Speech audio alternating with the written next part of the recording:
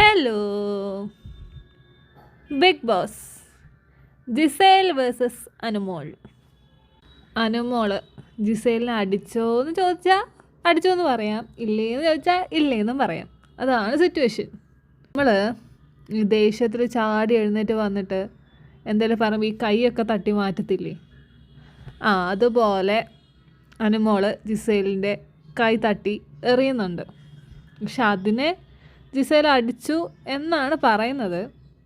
അനുമോൾ ഇവിടെ ട്രിഗർ ആവാനുള്ള കുറച്ച് കാര്യങ്ങളൊന്ന് കേൾക്കാം. ഓക്കെ,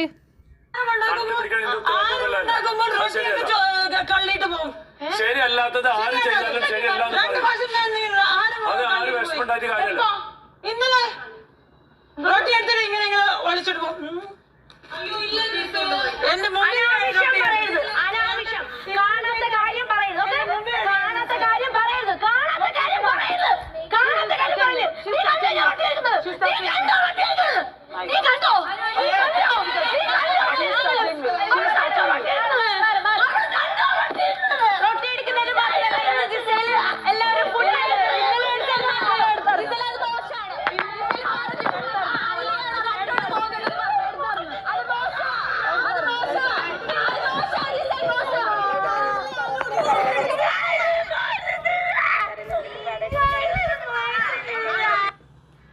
ഈ ഫുഡ് എടുത്തിട്ട് കഴിക്കുക, അതായത് ഈ പെർമിഷൻ ഇല്ലാണ്ട് എല്ലാ ആൾക്കാരും ഉള്ളപ്പോൾ എടുത്ത് കഴിക്കുക എന്ന് പറയുന്നത് മോഷണമായിട്ട് കണക്കാക്കാൻ പറ്റത്തില്ല.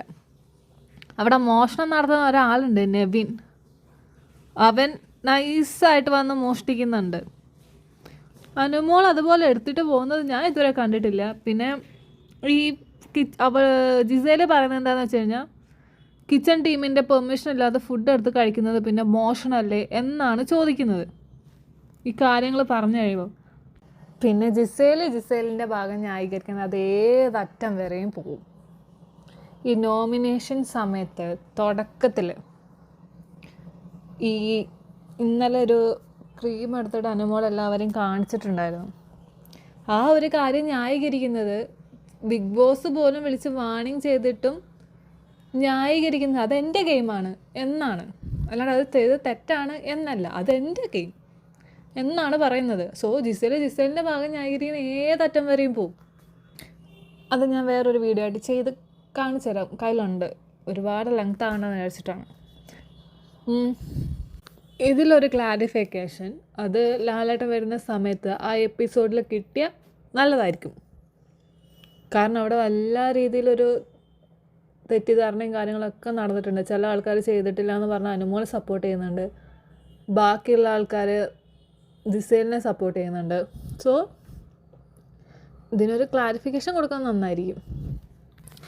അതുപോലെ ബിൻസി പോയിട്ട് ജിസേലിൻ്റെ അടുത്ത് ചോദിക്കുന്നുണ്ട് ഏത് ദിവസമാണ് എടുത്തത്.